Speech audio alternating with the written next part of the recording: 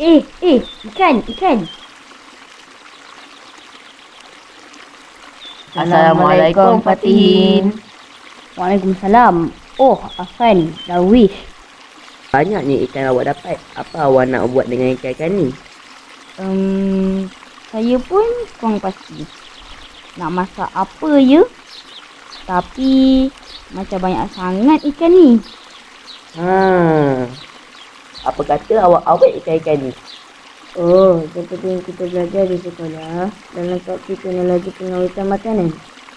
Betul tu Darwish. Pengawetan makanan ialah proses melambatkan makanan daripada menjadi rosak. Makanan diawet untuk menghalang atau melambatkan pertumbuhan mikroorganisma. Oh, baru saya ingat. Saya selalu membantu ibu membuat ikan masin. Jom ke rumah saya. Saya tunjukkan cara membuat ikan masin. Dalam perjalanan ke rumah Fatihin, mereka melalui kedai jeruk.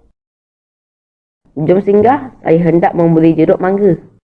Tahu saya, penjerukan juga merupakan salah satu kaedah pengawetan makanan. Betul tu. Terdapat juga kaedah lain seperti pendidihan, pembotolan dan lain-lain. Akhirnya, mereka tiba di rumah Fatihin. Jom saya tunjukkan cara-cara membuat ikan masin. Kita cuma perlukan ikan dan garam, buang insang dan perut ikan. Kemudian, bersihkan ikan dengan menggunakan air. Lumurkan garam pada seluruh bahagian ikan. Akhir sekali, jemur ikan di bawah cahaya matahari sehingga kering. Terima kasih Fatin kerana telah menunjukkan kami cara membuat ikan masin. Nanti dah siap, jangan lupa bagi kami rasa ya. InsyaAllah. Kami pulang dulu. Selamat tinggal. Selamat tinggal. Jumpa di sekolah esok.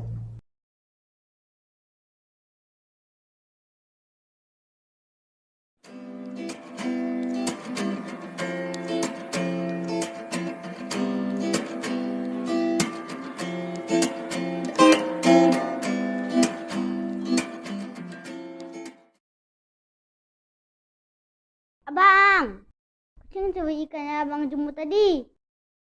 Kejar!